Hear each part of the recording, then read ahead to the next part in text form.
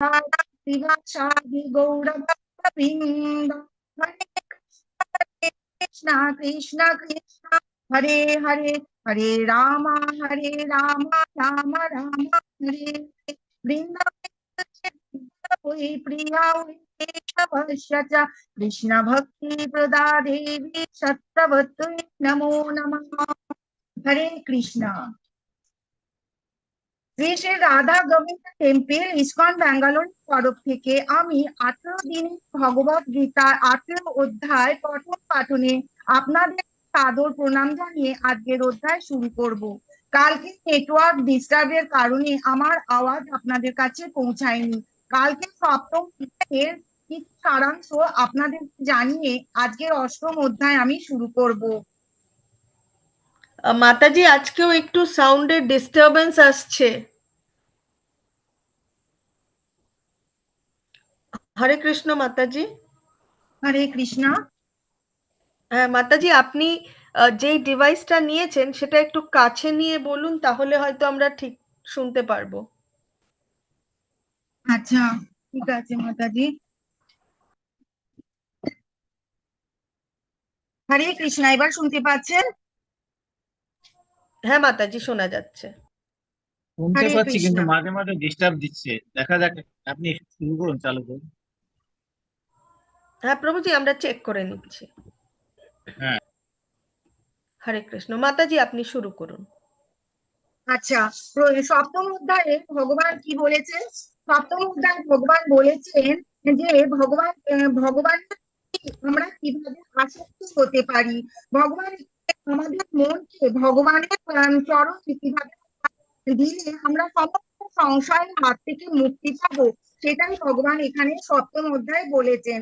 ভগবানের জ্ঞান, জ্ঞান মানে হচ্ছে দিব্য জ্ঞান। এই সপ্তম অধ্যায় জ্ঞান বিজ্ঞানের ওপর। জ্ঞান মানে দিব্য জ্ঞান, আর ভগবান বাণী, আর সেই দিব্য জ্ঞানকে কাজে লাগানোর পদ্ধতি হচ্ছে বিজ্ঞান।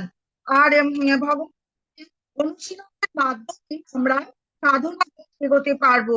কিন্তু শুধু আমরা সেটা সাধনা করতে পারবো না, শুধু শুধু আমরা একা একা সাধনা করতে পারবো না। তাহলে আমাদের কি দরকার? আমাদের সঠিক গুরুর দরকার। আমার আওয়াজ শোনা যাচ্ছে আমি প্রভুজি? মাতাজি একটু কাছে নিয়ে বলবেন, আর আপনার ডিভাইসের ভলিউমটা একটু ইনক্রিজ করে রাখুন।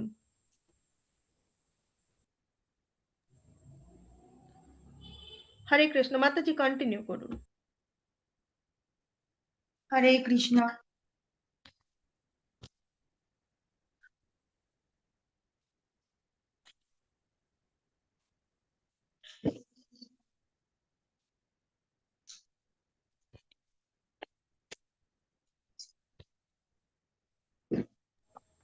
মাতাজি আপনি কন্টিনিউ করুন। আচ্ছা, সঠিক গুরুর মাধ্যমে আমরা জানতে পারবো যে সাধনার পথে আমরা অগ্রসর হতে পারবো।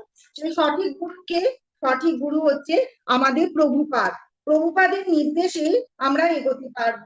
ভগবান এখানে বলেছেন, ভগবান সর্বকারণের কারণম, ভূমি জল বায়ু অগ্নি, আকাশ অহংকার, এই সমস্ত কিছু জড় জগৎ সবকিছুই ভগবানের থেকেই উদ্ভূত হয়েছে। ভগবানের দুটি শক্তি, অন্তরঙ্গ শক্তি, বহিরাঙ্গ শক্তি আছে। সেই শক্তির দ্বারাই সমস্ত জগৎ সংসার ঢাকা। আর ভগবান এখানে বলেছেন যে মনির সূত্রে গাথা থাকে, তেমনি সমস্ত সংসার ভগবানের পরা অপরা শক্তির দ্বারাই ঢাকা আছে। আর বলেছেন যে তিনি জলের রস, চন্দ্র ও সূর্যের প্রভা, সর্ববেদের প্রণাম, আকাশের শব্দ এবং মানুষের রস। যেমন জল, জল যে স্বাদ আমরা গ্রহণ করি, যখন তেষ্টা পায় আমরা যে স্বাদ গ্রহণ করি জলের, সেই স্বাদ সেটা হচ্ছে ভগবান। যে চন্দ্র সূর্যের যে আলো, সেই আলোটা হচ্ছে ভগবান। বৈদিক মন্ত্রের সেটা ভগবান। পৃথিবীর শব্দ সেটা ভগবান। মহাশূন্যের গন্ধ ভগবান। আগুনের তাপ সেটা হচ্ছে ভগবান। আর এখানে বলেছে তিনটি গুণের কথা, সাত্বিক, রাজসিক আর তামসিক। ভগবানের থেকেই, কিন্তু ভগবান আবৃত নয়। ভগবানের যোগমায়াতে ভগবান আর মহামায়াতে ভৌতিক জগতের জীব ঢাকা থাকে। আর যারা সিদ্ধ পুরুষ হয়, যোগী পুরুষ হয়, তারা এই তিনকে অতিক্রম করে যোগমায়ার সাহায্যে ভগবানকে জানতে পারে এবং আমাদেরকে সাহায্য করে সেই দিকে নিয়ে যাওয়ার জন্য। ভবসাগর থেকে যারা সমস্ত কিছু মায়া হচ্ছে, তারাই ভগবানের আশ্রয় নিতে পারে। তারা ভগবানের শরণাগতি হয় না। যেমন মূঢ় নরাধম মায়ার আবৃত হয়েছে আর আসর ভাবা সম্পন্ন, তারা কিন্তু ভগবানের শরণাগতি হয় না। আর কারা ভগবানের শরণাগতি হয়? আর্ত আকাঙ্ক্ষী জিজ্ঞাসী জ্ঞানী, এই চারটি ব্যক্তি ভগবানের শরণাগতি হয়। ভগবান এখানে ধ্রুব মহারাজের দিয়েছেন। ধ্রুব গল্প আমরা পড়েছি যে ধ্রুব পিতার থেকে বঞ্চিত হয়ে জঙ্গলে গিয়েছিলেন ভগবানের খোঁজে এবং সেখানে 6 মাসের মধ্যে ধ্রুব মহারাজ আধ্যাত্মিক গুরু কৃপার নির্দেশে পালন করে অষ্টাঙ্গিক যোগের মাধ্যমে তিনি পালন করে নিয়ম কানুন পালন করে তিনি ভগবানের দর্শন পেয়েছিলেন। ধ্রুব আমাদের সম্বন্ধে আমাদেরকে এটা উপদেশ দিয়েছেন যে ভক্তের সঙ্গে সব থেকে বেশি কাটানো সময় হচ্ছে মূল্যবান সময়। কৃষ্ণ সম্পর্কে বিষয়ে যত বেশি শোনা যায়, ভগবান কৃষ্ণের কাছে তত তাড়াতাড়ি পৌঁছানো সম্ভব হয়। আর এখানে বলেছেন তিনখানা পাপের কথা, আদি ভৌতিক, আদি আধ্যাত্মিক এবং আদি দৈবিক। আদি আদি আদি ভৌতিক হচ্ছে যে সমস্ত ব্যক্তি আমরা যারা পীড়িত হয়ে থাকি, অন্য কারোর দ্বারা পীড়িত, অপমানিত, পরিত্যক্ত, এরা হচ্ছে অত্যাচারিত, এরা ভৌতিক। আদি দৈবিক হচ্ছে ভূকম্প, বাড়, সুখা, অকাল মৃত্যু, এতে যারা পীড়িত হয় তারা হচ্ছে আদি দৈবিক। আধ্যাত্মিক হচ্ছে রোগ, শরীরের মনের কষ্ট, অশান্তি, ডিপ্রেশন, এটা হচ্ছে আধ্যাত্মিক। তাহলে এই তিন গুণের মাধ্যমে তিনটা এই দ্বারা সর্বগুণ আমরা পীড়িত হয়ে আছি। তো ভগবান বলেছেন যে ভগবানের কাছে যারা শরণাগতি হয় তারা একমাত্র এই তিন গুণের হাত থেকে রক্ষা পেতে পারে। এই হচ্ছে আমাদের সপ্তম অধ্যায়। এবারে আমরা অষ্টম অধ্যায় শুরু করছি। মাতাজি ডিভাইসটা একটু কাছে নিয়ে কথা বলুন, আওয়াজ ক্লিয়ার আসছে না। হরে কৃষ্ণ। হরে কৃষ্ণ। এবার হচ্ছে অষ্টম অধ্যায়, ভগবদ গীতার অষ্টম অধ্যায়ে অর্জুন কিছু প্রশ্ন ভগবানকে জিজ্ঞেস করেছিলেন। সেই প্রশ্নগুলো হচ্ছে ব্রহ্ম কি, আত্মা কি, সকাম কর্ম কি, ভৌতিক জগৎ কি, দেবতা কি, আদি যজ্ঞ কি, আদি ভূত কি, মৃত্যুর সময় ভগবানকে কি করে আমরা জানতে পারবো, এই নিয়ে হচ্ছে অষ্টম অধ্যায়। এখানে আমরা জগন্নাথ ভগবানকে দেখতে পাচ্ছি, আর দেখতে পাচ্ছি রথযাত্রা, আর দেখতে পাচ্ছি ভগবানের পুরীর মন্দির। এখানে মহাভারতের যুদ্ধের 36 বছর পর ভগবান যখন বুঝলেন যে তার এই ভৌতিক সংসারের কর্তব্য পূর্ণ হয়ে গেছে, তখন তিনি এখান থেকে যাবার জন্য একটা লীলা রচনা করলেন এবং তার জন্য গাছের আড়াল থেকে একটা ব্যাধ যার নাম জরা, সে ভগবানের পায়ে তিল নিক্ষেপ করলো এবং ভগবান নিজের ধামে প্রস্থান করলেন। অর্জুন ভগবানের ভৌতিক শরীর নিয়ে অগ্নিদাহ করবার সময় আশ্চর্যজনক হিসাবে লক্ষ্য করলেন যে ভগবানের পুরো দেহ দাহ হয়েছে, কিন্তু ভগবানের হাড়টা কিছুতেই দাহ হচ্ছে না। তখন তিনি সেই হাড়টাকে নিয়ে জলে নিজের কাছে রেখে দিলেন বন্ধুর স্মৃতি হিসাবে। আর অনেকদিন পরে সেখান থেকে একটা ডিভাইস ভয়েস শোনা গেল, যেটা হচ্ছে যে সমুদ্রে হাতটাকে ভাসিয়ে দিতে হবে। অর্জুন তাই করলেন, সমুদ্রের জলে হাতটাকে ভাসিয়ে দিলেন। অনেক দিন ধরে সেই হাট সমুদ্রের জলে ভাসতে লাগলো, ভাসতে ভাসতে সেই হাট নীল রঙের দেখতে হয়ে গেল, যা নীল মাধব নামে পূজিত। এদিকে অবন্তী রাজা ইন্দ্রদ্যুম্ন বিষ্ণুর পরম ভক্ত ছিলেন।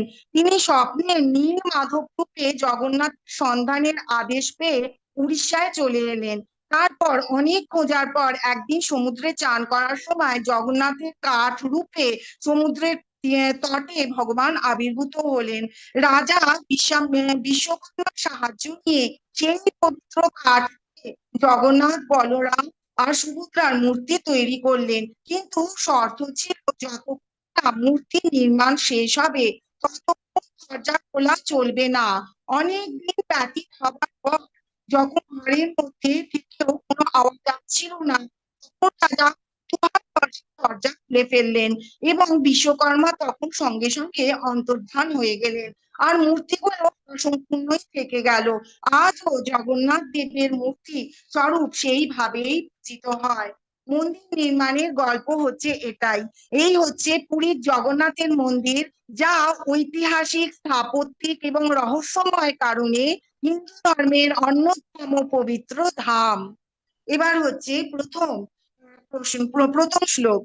अर्जुन उवाच किं तद् ब्रह्म किम् आत्मार्थं किं कर्म पुरुषोत्तमम् अधिभूतं च किं प्रोक्तम् अधिदैवं किमुच्यते।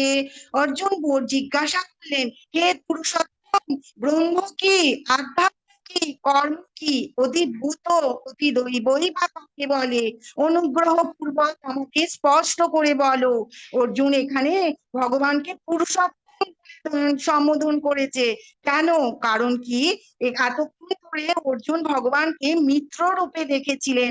এখন কিন্তু এই প্রশ্ন ভগবান স্বয়ং পরম যে প্রমাণ, যিনি নিশ্চিত ভাবে উত্তর দিতে পারবেন, তিনি পুরুষোত্তম, তিনি ভগবান শ্রীকৃষ্ণ।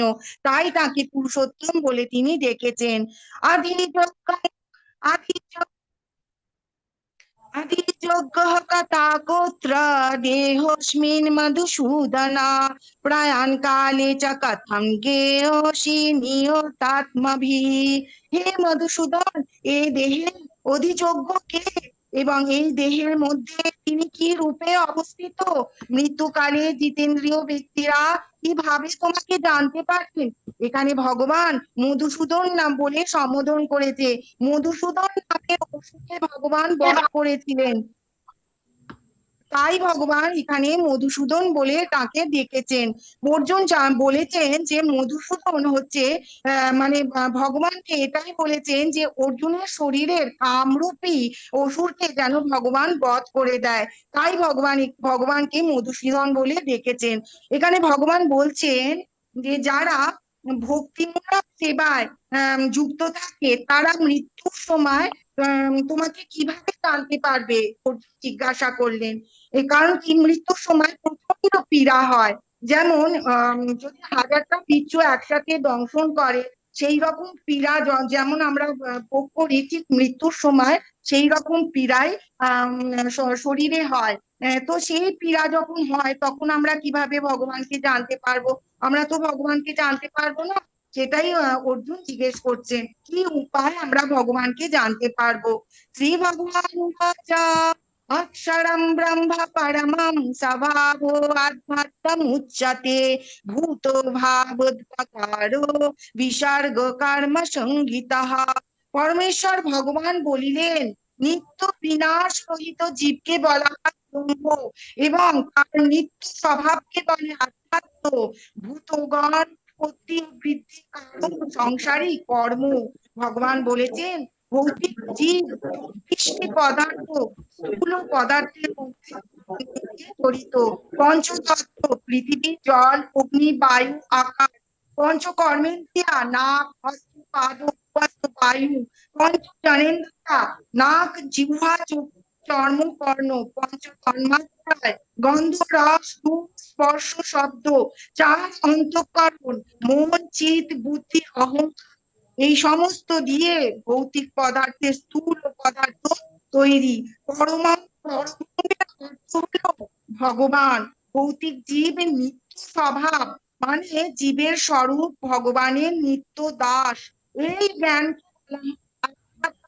কিন্তু যখন জীব ভৌতিক চেতনা হয়, ভৌতিক কার্যকলাপ করে এই সংসারের বিভিন্ন প্রকার শরীর ধারণ করে এবং নিজের ইচ্ছা প্রদানের উদ্দেশ্যে বারবার জন্ম মৃত্যু জড়ার চক্করে এসে পড়ে।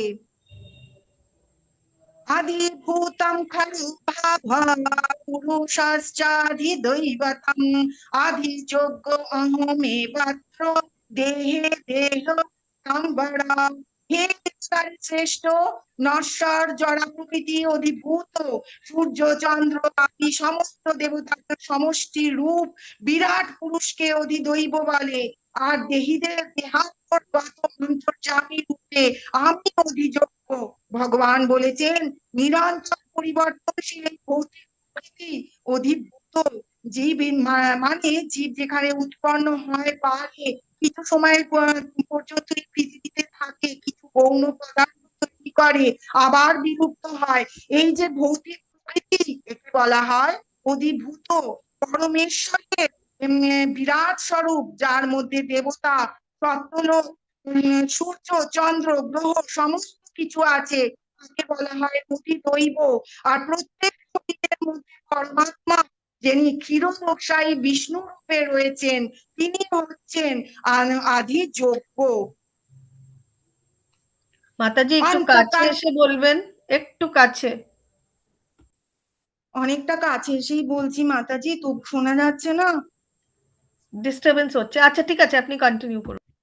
এই যে বললেন এইটা শোনা গেল, কিন্তু আপনি যখন পড়ছেন বা আমাদেরকে বোঝাচ্ছেন তখন কিন্তু একটু ডিস্টার্ব হচ্ছে। অন্তকালে চ মাম অন্তকালে চ মামেব স্মরণং মুক্ত কলেবরম ইহ প্রয়াতি সমদ্ভাবং ইয়াতি নাস্তত্র সংশয়ঃ। মৃত্যুর সময় যিনি আমাকে স্মরণ করে দেহত্যাগ করেন, তিনি তৎক্ষণাৎ আমারই ভাব প্রাপ্ত হন, এই বিষয়ে কোনো সন্দেহ নেই। ভগবান বলেছেন, মৃত্যুর সময় মানুষ যে যে ভাব মনে করে মৃত্যুবরণ করে, সেই ভাব নিয়ে সে আবার জন্মগ্রহণ করে। যদি কেউ ভগবান কৃষ্ণের কথা মনে করে মৃত্যুবরণ করে, সে ভগবানের স্বরূপই পান। এখানে ভগবান এখানে আমরা ভীষ্ম পিতামহকে দেখতে পাচ্ছি। ভীষ্ম পিতামহ ছিলেন ভগবানের পরম ভক্ত। তিনি ভগবানের সবসময় ভগবানের জন্যই কাজ করে গেছেন এবং ভগবানকে চিন্তা করে গেছেন সারা জীবন। ভীষ্ম পিতামহ জানতেন যে পাণ্ডবরাই জয়ী হবে, কারণ পাণ্ডবদের দলে ছিলেন ভগবান। কিন্তু তিনি যেহেতু রাজকর্ণের সঙ্গে যুক্ত ছিলেন, সেই জন্য তিনি দুর্যোধনের দলে ছিলেন, কিন্তু তিনি মনে পাণ্ডবের দলেই ছিলেন। তিনি যুদ্ধ শেষের পরে পাণ্ডব যুধিষ্ঠির মহারাজকে রাজা হিসাবে দেখতে চেয়েছিলেন। তাই শরশয্যায় শুয়ে থাকা সত্ত্বেও, ইচ্ছা বরণ মৃত্যুর থাকা সত্ত্বেও তিনি মৃত্যুবরণ করেননি এবং মৃত্যুর সময় পিতামহ ভীষ্ম ভগবানের পরম ভক্ত ছিলেন বলে ভগবানের দর্শন করেছিলেন এবং স্তুতি করেছিলেন, যা ভীষ্ম স্তুতি নামে খ্যাত। ভগবানের কাছেই তিনি ভগবানকে দর্শন করে মৃত্যুবরণ করেছিলেন বলে তিনি ভগবানের ধামে পৌঁছেছিলেন। 5 প্রকারের মৃত্যু পাওয়া যায়, 5 প্রকারের মুক্তি, যেটা হচ্ছে সালোক্য, সামীপ্য, সারীপ্য, শাস্তি, সায়ুজ্য। সালোক্য মৃত্যু, সালোক্য মুক্তি কাকে বলে? যেটা হচ্ছে ভগবানের লোকে, গোলক যাওয়া যায়। সামীপ্য, যেখানে ভগবানের সান্নিধ্য, মানে বৈকুণ্ঠ ধামে যে যে মুক্তি নিয়ে যেতে পারে। শাস্তি মানে ভগবানের সমান ঐশ্বর্য, যে মুক্তি আমাদেরকে প্রদান করতে পারে। সারূপ্য মানে ভগবানের সমান রূপ, যে মুক্তি আমাদেরকে দিতে পারে। আর সায়ুজ্য মুক্তি মানে মোক্ষ, যে মুক্তিতে মানুষ মোক্ষ প্রাপ্ত করতে পারে, সে হচ্ছে সায়ুজ্য। यं यं पापि स्मरणं भावं तच्च तन्ति कलेवरं त्वं तमेवैति कौन्तेय सदा तद्भाव भावितः। অন্তিম কালে যিনি যে ভাব স্মরণ করে দেহত্যাগ করেন, তিনি সেই ভাবে লাভ করেন। এখানে আমরা ভরত মহারাজকে দেখতে পাচ্ছি। কুন্তী পুত্র, দেহ ত্যাগ করার সময় যে ভাব নিয়ে মানুষ যে অবস্থা রাখুন না কেন, সেই অবস্থাতেই সে অনায়াস পাবে। ভরত মহারাজ মহারাজ ছিলেন পরাক্রমশালী বীর, তিনি ধার্মিক ছিলেন, তিনি সব সময় ভগবানের কথা চিন্তা করতেন, ভগবানের কথা অনুযায়ী তিনি সারা জীবন রাজ্য শাসন করেছিলেন। তার ঘরে ঐশ্বর্যের অভাব ছিল না, মান সম্মানের অভাব ছিল না, সুন্দর পত্নী ছিল, আর ছিল সুন্দর সন্তান যে বাধ্য ছিল। কিন্তু একটা সময়ের পর সেই ভরত মহারাজ সমস্ত কিছুকে পরিত্যাগ করে শুধুমাত্র ভগবানের চিন্তা করবে বলে সন্ন্যাস ধর্ম গ্রহণ করে ভগবানের জঙ্গলে গিয়ে জঙ্গলে চলে গিয়েছিলেন। সেখানে যাগ যজ্ঞ করে নিজের দিন কাটাচ্ছিলেন। এইভাবে কাটাতে কাটাতে হঠাৎ একদিন তিনি দেখলেন এক মৃগ সে শিকারীর ভয়ে পলায়ন করছে। তার সেই মৃগটি গর্ভস্থ। তখন সেই মৃগটিকে তিনি বাঁচালেন। মৃগ মা তো মারা গেল, কিন্তু তার বাচ্চাটাকে সেই অবস্থায় ফেলে রেখে তার মা মারা গেল। বাচ্চাটার প্রতি মোহে আকৃষ্ট হয়ে গেল সেই ভরত মহারাজ বাচ্চাটাকে নিয়ে ভালোভাবে তাকে পালন পালন পোষণ করতে লাগলেন। পালন পোষণ এতটাই ব্যস্ত হয়ে গেলেন তিনি ভগবানের কথা আস্তে আস্তে ভুলে যেতে লাগলেন।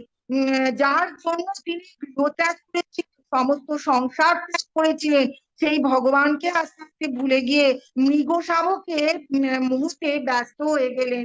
একদিন কি মৃগ শাবক বড় হয়ে গেল, সে নিজের নিয়ম অনুযায়ী, প্রকৃতির নিয়ম অনুযায়ী ভারত মহারাজকে ছেড়ে চলে গেল। ভারত মহারাজ সেই মৃগরই কথা সারাক্ষণ চিন্তা করতে লাগলো। সেই মৃগ কেমন আছে, তাকে নিয়ে কেউ খেয়ে নেয়নি তো, সে ঠিক আছে তো, এই সব কথাই চিন্তা করতে লাগলো। একদিন মৃত্যু ঘনিয়ে এলো, আর মৃত্যুর সময় সে মৃগের কথাই করলো, পরের জন্মে মৃগ হয়ে জন্মালো।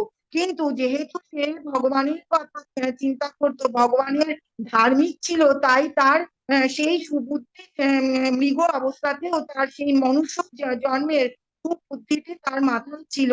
সেই মৃগ জন্মেতে সেই মৃগ তপস্বীদের আশেপাশে ঘোরাঘুরি করতো, আশ্রমে ঘোরাঘুরি করতো, ভগবানের নাম শুনতো। এইভাবে মৃগ শরীর যখন সে ত্যাগ করলো, তখন আবার মনুষ্য শরীরে সে জন্মগ্রহণ করলো।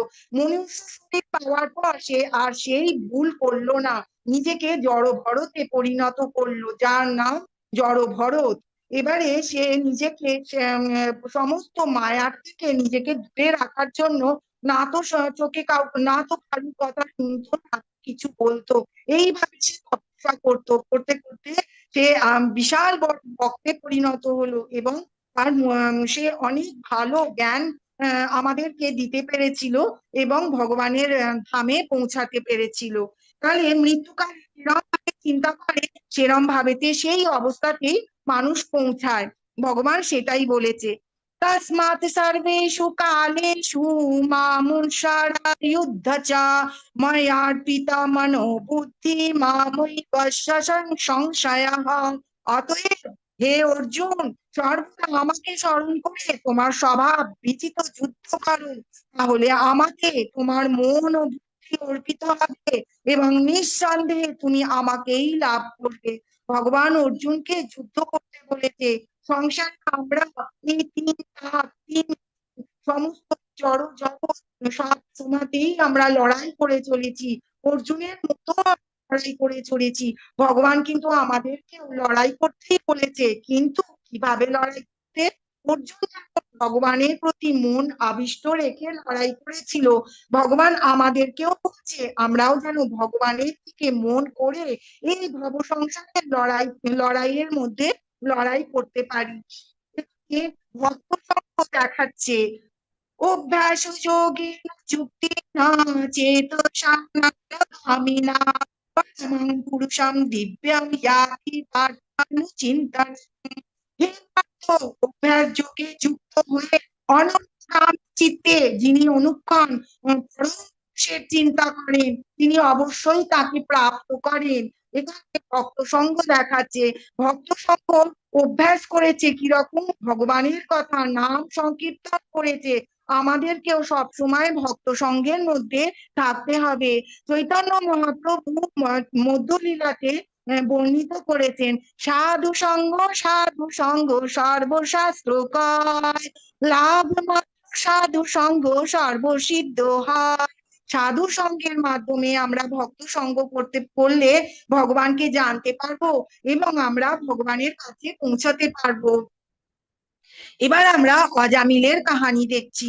অজামিল অজামিল যিনি যে ছিল, সে কিন্তু ধার্মিক পরিবারে জন্মগ্রহণ করেছিল, বিশাল বড় ধার্মিক ছিল, কিন্তু সেও ভুলের জন্য তার গতি অধম গতিতে তার পরিণত হলো।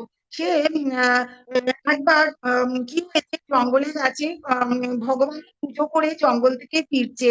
সেই সময় দেখতে পেলো একটা বেশ্যা সে একজনের সাথে লিপ্ত হয়ে রয়েছে। সেই দৃশ্য আড়াল থেকে দাঁড়িয়ে দাঁড়িয়ে দেখলো, এবং দেখার পর সেই বেশ্যার সঙ্গে যে সুখ সেই পুরুষটা অনুভব করছিল, অজামিলের মনের মধ্যে সেই সুখটা পাবার জন্য আকাঙ্ক্ষা জেগে উঠলো। তখন তার অধম গতি শুরু হয়ে গেল। সে সেই বেশ্যাকে বিবাহিত করলো এবং একটার পর একটা সন্তান উৎপন্ন করতে লাগলো। যখন তার লাস্ট সন্তান জন্মালো, সেই সন্তান নারায়ণ নাম দিল তাকে। এবারে সেই বেশ্যাকে সন্তুষ্ট করতে গিয়ে অজামিল সারাটা জীবনে চুরি করা, লোককে ঠকানো, ডাকাতি করা, সমস্ত কিছু অধম কাজ করেছিল এবং ভগবানের কথা সে চিন্তাই করেনি। কিন্তু নারায়ণ যে কনিষ্ঠ পুত্র ছিল, সে ছিল অজামিলের সব থেকে প্রিয়। এবার যখন তার সময় এলো দেহ ছাড়ার, অসুস্থ রোগে জর্জরিত হয়ে গেল, তখন সে ভয়ের চোটে নারায়ণকে ডাকলো, আর সামনে দেখতে পেল যমদূত এসে দাঁড়িয়েছে। ভয় সেই যমদূতকে সামনে দেখে নিজের ছেলেকে ডাকছিল নারায়ণ নারায়ণ করে। এবারে নারায়ণ করে যখন ডেকেছে, তখন বিষ্ণু ভক্ত চলে এসেছে। এবার বিষ্ণু ভক্ত বলছে, আমরা নারায়ণ করে ডেকেছে, আমরা নিয়ে যাব। যারা জন্তু তারা বলছে যে এ তো কনিষ্ঠ পুত্রকে ডেকেছে, এ ভগবানকে ডাকেনি। কিন্তু বিষ্ণু বলছে যেহেতু নারায়ণ শব্দ উচ্চারণ করেছে, সেই জন্য একে আমরাই নেব। তখন এই টানাপোড়েনের পর ভগবান অজামিলকে আর একটা সুযোগ দিল। যখন অজামিল মৃত্যু যন্ত্রণা থেকে উঠে দাঁড়ালো, তখন তার বোধ বুদ্ধি ফিরল। তখন সে বুঝতে পারলো যে আমি কি ভুল সারা জীবনে করেছি, ভগবানের নাম উচ্চারণ করিনি, অধর্মর পথে চলেছি। তখন সে সবকিছু ত্যাগ করলো এবং হিমালয়ে গিয়ে ভগবানের নাম শুরু করলো। তারপর যে কটা বছর বেঁচেছিল অজামিল, ভগবানের নাম করেছিল, এবং যখন মৃত্যু এলো, তখন সে বিষ্ণুদূতের সাথে ভগবানের কাছে পৌঁছালো। তাহলে আমরা দেখতে পাচ্ছি ভগবানের নাম গুণ এতটাই আমাদেরকে কার্যকরী যে আমরা ভগবানের কাছে কিভাবে অনায়াসে পৌঁছাতে পারবো। তাই সবাই মিলে বলুন, হরে কৃষ্ণা কৃষ্ণা কৃষ্ণা হরে হরে, হরে রাম রাম রাম হরে হরে। আচ্ছা, তো এই ভক্তিটা, আমাদের ভক্তি সেবা কখন শুরু করা উচিত? এখানে ভগবান বলেছেন যত তাড়াতাড়ি সম্ভব ভক্তিমূলক কাজ সেবা শুরু করে দেওয়া উচিত। এখানে আমরা প্রভুপাদের ছবি দেখতে পাচ্ছি। প্রভুপাদের ছোটবেলা, প্রভুপাদের পিতা ছিলেন গৌরমোহন, প্রভুপাদের নাম ছিল অভয় চরণ। প্রভুপাদ যখন ছোট ছিলেন, তখন তিনি বৈষ্ণব পরিবারের সন্তান ছিলেন। এবার তিনি ঘন্টার পর ঘন্টা ধরে রাধা কৃষ্ণের মূর্তির দিকে তাকিয়ে সময় কাটিয়ে দিতেন। তখন 5 বছর বয়সে তার পিতা গৌরমোহন তাকে রাধা কৃষ্ণের মূর্তি দিয়েছিল। আর 5 বছর বয়সে প্রভুপাদ রথযাত্রা করেছিলেন, এবং বৈষ্ণব পরিবার সবাই মিলে প্রভুপাদকে সেই রথযাত্রায় সাহায্য করেছিল সেই রথযাত্রা করতে। প্রভুপাদের বাবা সবসময় চাইতেন নিজের ছেলে প্রভুপাদ রাধাকৃষ্ণের নাম প্রচার করুক, এবং সেই জন্যই সে সেইভাবেই প্রভুপাদকে বড় করেছিল। বৈষ্ণব সঙ্গ দিয়েছিল, সাধু সঙ্গ দিয়েছিল, সমস্ত রূপে প্রভুপাদকে এগিয়ে নিয়ে গিয়েছিলেন প্রভুপাদের পিতা। তাহলে আমরা কখন ইয়ে করবো? ভগবান বলেছে আমরা যত তাড়াতাড়ি সম্ভব তত তাড়াতাড়ি আমরা যেন ভগবানের নাম করতে পারি। বা পরের শ্লোক, কবিম পুরাণ মনীষান চিতিরাম মনোরণীশাস্তাম সমৃদ্ধ সর্বস্ব মদিতবর্ণা তমসা পরাস্থা। সর্বজ্ঞ সনাতন নিয়ন্তা সূক্ষ্ম এবং সূক্ষ্মতর সকল বিধাতা জড়বুদ্ধির অতীত অচিন্ত পুরুষ রূপে পরমেশ্বর ভগবানের ধ্যান করা উচিত। তিনি সূর্যের মতো জ্যোতির্ময় এবং এই জড়া প্রকৃতির অতীত। ভগবান নিরাকার বা শূন্য নয়। আমরা যখন রামচন্দ্র বা কৃষ্ণকে চিন্তা করি তখন আমরা পরম পুরুষ বলে মনে করেই তাকে চিন্তা করি। আমাদের এই অচিন্ত কথার অর্থ কি? অচিন্ত কথার অর্থ হলো আমাদের এই ভৌতিক জগৎ, যে চিন্তার মাধ্যমে আমরা কিন্তু ভগবানকে ছুঁতে পারবো না। ভগবান হচ্ছে সর্বকারণের কারণ। ব্রহ্ম সংহিতাতে ব্রহ্মাজি স্তুতি করেছেন ভগবানের এই রূপ। ঈশ্বর পরম কৃষ্ণ সচ্চিদানন্দ বিগ্রহ অনাদিরাদি গোবিন্দ সর্বকারণ কারণম চিন্তামণি কল্প বৃক্ষ লক্ষাবৃতেষু সুরভিরভিপালয়ন্তম লক্ষ্মী সহস্রশত সম্ভ্রম সেবমানম গোবিন্দমাদি পুরুষম তমাহং ভজামি। বেণুং কনন্ত বিরবন্ত কলায়তাক্ষম বর্হাপতারমতিশম সুন্দরঙ্গম কন্দর্পకోటికమনীయ বিশেষ শোভম গোবিন্দমাদি পুরুষম তমাহং ভজামি। তাহলে এখানে আমরা শ্যাম সুন্দর রূপ দেখতে পাচ্ছি। ভগবানের দ্বিভুজা রূপ হচ্ছে শ্যাম সুন্দর রূপ। এবারে ভগবান কি বলেছে?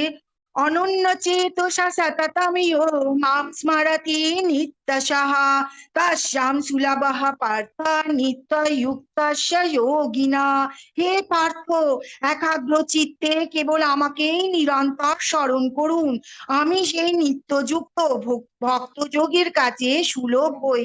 যে ভক্ত নিষ্কাম ভক্তি যোগ দ্বারা ভগবানের সেবা করে, ভক্ত ভগবানকে সেই রূপ ভক্ত ভগবানকে প্রাপ্ত করে। এবারে ভগবান এখানে আমরা হরিদাস ঠাকুরকে দেখতে পাচ্ছি। হরিদাস ঠাকুর ছিলেন পরম ভক্ত, যিনি 3 লাখ নাম উচ্চারণ করে গেছেন। ভগবানের নাম রূপ যশ সবসময় ভগবানের কথাই চিন্তা করতেন।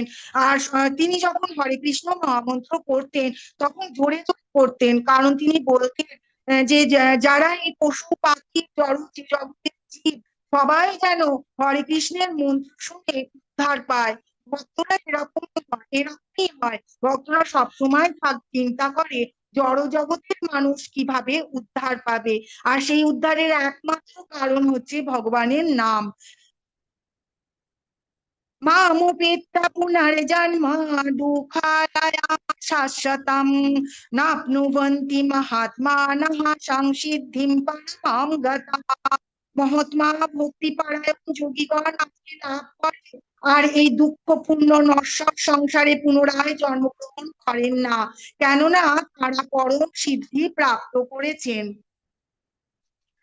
अब्रह्मभुवनाल्लोकः पुनरावृता न अर्जुन मामुपेत्य तु कौन्तेय पुनर्जन्म न विद्यते। হে অর্জুন, এই ভুবন থেকে ব্রহ্মলোক পর্যন্ত সমস্ত লোকই পুনরাবর্তনশীল, অর্থাৎ পুনর্জন্ম হয়, কিন্তু হে কৌন্তেয়, আমাকে প্রাপ্ত হলে আর পুনর্জন্ম হয় না।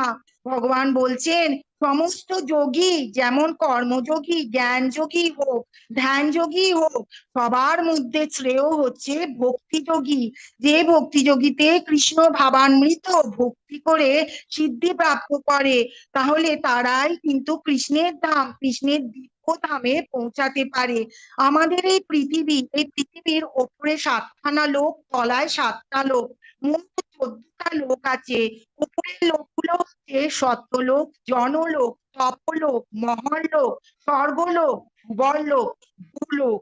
আর নিচে হচ্ছে অতল লোক, বিতল লোক, সুতল লোক, তলাতল লোক, মহাতল লোক, রসাতল লোক, পাতাল লোক।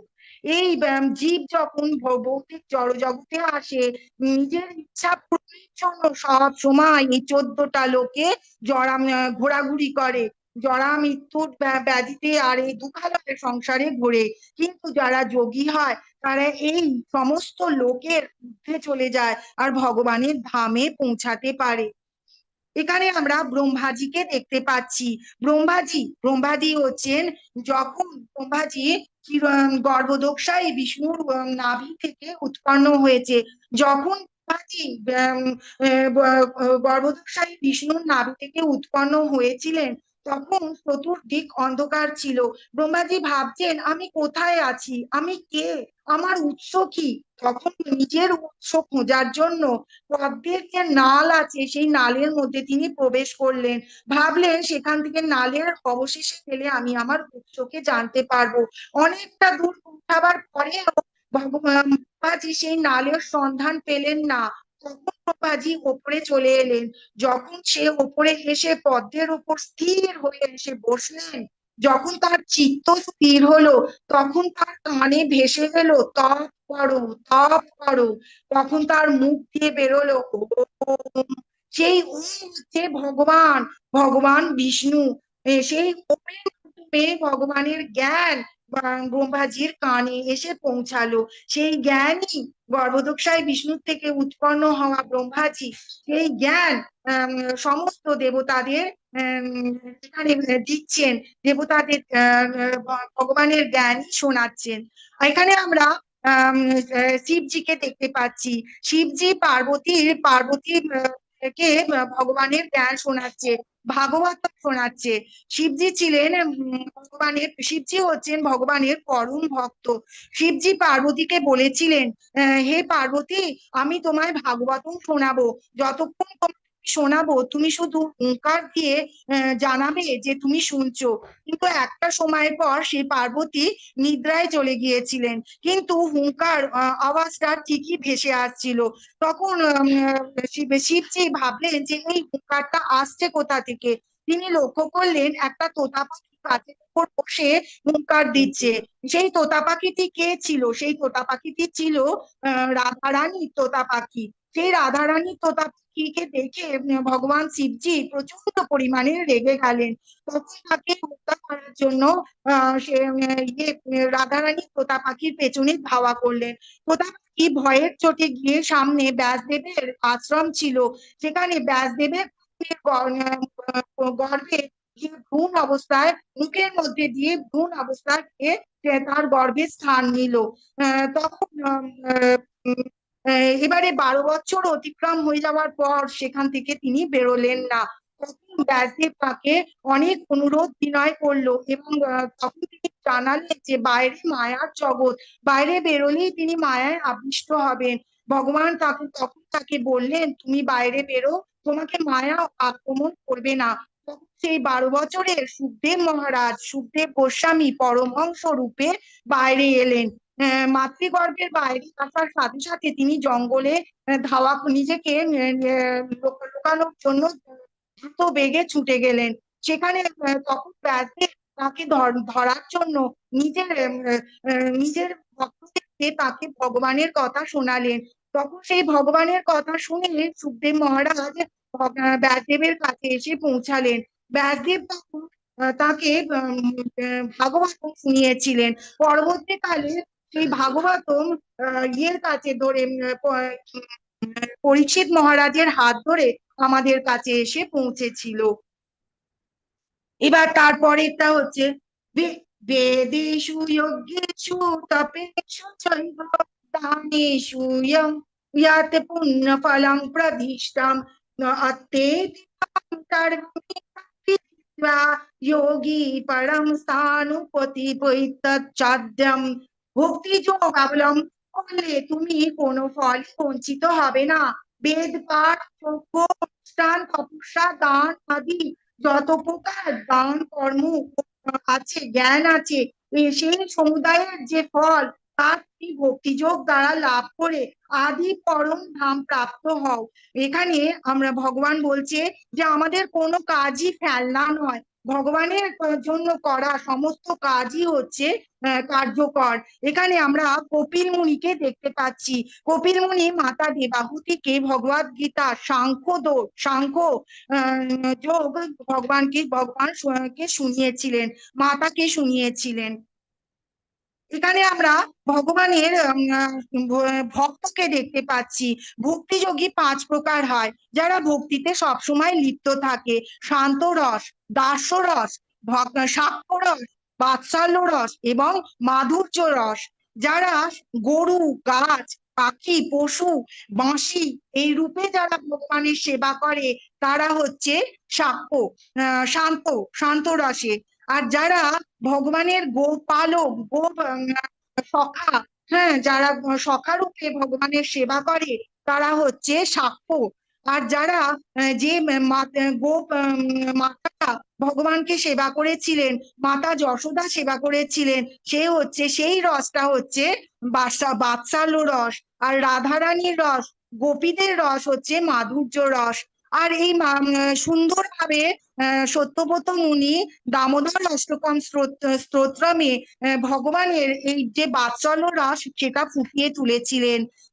দামোদর অষ্টকম স্তোত্রতে সত্যব্রত মুনি বলেছিলেন, নমামি সরম সচ্চিদানন্দরূপম লসদ কুণ্ডলম গোকুলে ভ্রাজমানম যশোদা প্রিয় ব্রহ্মণম পরামৃষ্টমাদন্তাদৃতগোপ্या रुदन्तं नेत्रं युग्मविजन्तं कराम्बुजं युग्मेन सातनेत्रम् मूषाक्षपापं শ্রীতাগ্রীবদামোদরম ভক্তিবাদম। তাহলে আমরা এখানে একটুখানি বাৎসল্য রূপের রস আমরা দেখতে পেলাম। এবারে ভগবান বলেছেন জীবের শিক্ষার জন্য, ভগবান কি বলেছেন, যে তুমি খালি হাতে জন্মেছো আর তুমি মাতৃভূমিকে খালি হাতেই ছেড়ে দেবে। এখানে আমরা আলেকজান্ডারের কবর দেখতে পাচ্ছি। যে আলেকজান্ডার সমস্ত পৃথিবীকে জয় করেছিল, খুব কম বয়সে নিজের দেশ থেকে বেরিয়েছিল এবং একটার পর একটা দেশ জয় করে করে করে করে ভারতে এসে উপস্থিত হয়েছিল। ভারতে এসে যোগীদের সংস্পর্শে এসে অবাক হয়েছিল। যোগীদের দেখে ভেবেছিল এদের মধ্যে না তো কোনো সম্পত্তি আছে, না তো কোনো বাড়ির ঠিকানা আছে, অথচ এদের কতটা আভা, কতটা সুন্দর, কতটা শান্তিপূর্ণ। আমার কাছে তো এত ঐশ্বর্য রয়েছে, এত সম্পত্তি, তবু কেন আমি এতটাই অশান্ত। তখন যোগীদেরকে জিজ্ঞেস করেছিল তাদের শান্ততার কারণ কি। তারা বলেছিল আমরা ভগবানের কাজে সর্বক্ষণ লিপ্ত, আর তুমি ভৌতিক লোভের পেছনে ছুটেছো, তাই তুমি অশান্ত, আর আমরা ভগবানের কাজ করি তাই আমরা শান্ত। যখন আলেকজান্ডার মারা যায়, তার 2 হাতকে ছড়িয়ে দিয়ে জানিয়ে দিয়েছিল এবং সমস্ত ঐশ্বর্য ছড়াতে ছড়াতে গিয়েছিলেন এবং জানিয়ে দিয়েছিলেন সবাই শোনো, খালি হাতেই আমরা এসেছি, আমরা কেউ ধন সম্পত্তি নিয়ে যেতে পারবো না, কিন্তু আমরা আমাদের সংস্কার নিয়ে যেতে পারবো। যে সংস্কারে শুধুমাত্র ভগবানের কথা থাকবে, সেই সংস্কারই আমাদেরকে ভগবানের কাছে আগে নিয়ে যাওয়াতে সাহায্য করবে। এখানে আমি আপনাদেরকে শ্রী চৈতন্য মহাপ্রভুর ছোটবেলাকার একটা লীলা বলে শোনাই। শচী দেবী ছিলেন শ্রী চৈতন্য মহাপ্রভুর মাতা। তিনি একদিন রাতে স্বপ্ন দেখলেন কৃষ্ণ আর বলরাম বাচ্চার মতো চৈতন্য আর নিত্যানন্দ প্রভুর রূপ ধারণ করে দেবতাকে অর্পিত করা নৈবেদ্য খাওয়ার জন্য নিজেদের মধ্যে লড়াই করছেন। তখন শচী দেবী পরের দিন চৈতন্য মহাপ্রভু ইচ্ছাতে নিত্যানন্দ প্রভুকে নিজের ঘরে প্রসাদ গ্রহণের জন্য আমন্ত্রণ জানালেন। মহাপ্রভু নিত্যানন্দ প্রভু একসাথে ভোজন করছেন, সেটা দেখে শচী দেবী অনুভব করলেন মহাপ্রভু আর নিত্যানন্দ প্রভু আর কেউ নয়, তিনি হচ্ছেন স্বয়ং কৃষ্ণ আর বলরাম। এটা দেখে তিনি অজ্ঞান হয়ে গেলেন। তাহলে শ্রীকৃষ্ণ শ্রী চৈতন্য দেবী হচ্ছেন শ্রীকৃষ্ণ। তিনি কি বলেছেন? তিনি বলেছেন শরীর বিদ্যা জাল জড়েন্দ্রিয় তাহে কাল জীবে ফলে বিষয় ও সাগরে তার মধ্যে জিহ্বা অতি লোভময় সুদূরমতি তারে থাকিবে সংসারে কৃষ্ণ বড় দয়াময় করিবারে জিহ্বা জয় সপ্রসাদ অন্ন দিল ভাই সেই অন্নামৃত খাও রাধা কৃষ্ণ গুণ গাও প্রেমে ডাকো চৈতন্য নিতাই। আমাদের যখন খুব বিপদ হয়, আমরা যখন অসহায় হয়ে পড়ি, তখন আমরা সবাই মিলে একসাথে বলবো অবশ্যই রক্ষিবে কৃষ্ণ, অবশ্যই রক্ষিবে কৃষ্ণ। সবাই মিলে বলুন হরে কৃষ্ণা কৃষ্ণা কৃষ্ণা হরে হরে হরে রাম রাম রাম হরে হরে হরে কৃষ্ণা।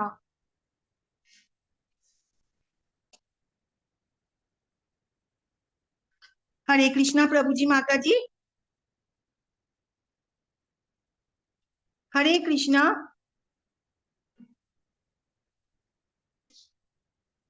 হরে কৃষ্ণ।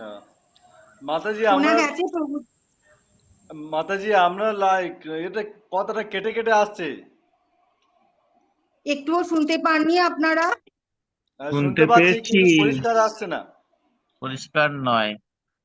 হরে কৃষ্ণ মাতাজি। মানে নেটের কোনো গন্ডগোল হচ্ছে মাতাজি। হরে কৃষ্ণ। তাহলে কি করব? আমার তো ক্লাস তো শেষ হয়ে গেল। আপনাদের যদি কিছু প্রশ্ন থাকে করুন।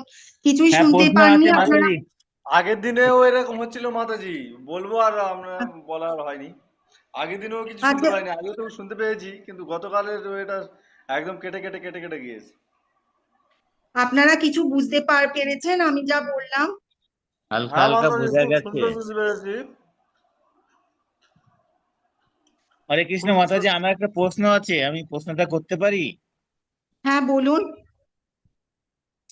আমরা তো আজকে আহ ভগবত গীতার অষ্টম অধ্যায় শ্রবণ করলাম তো।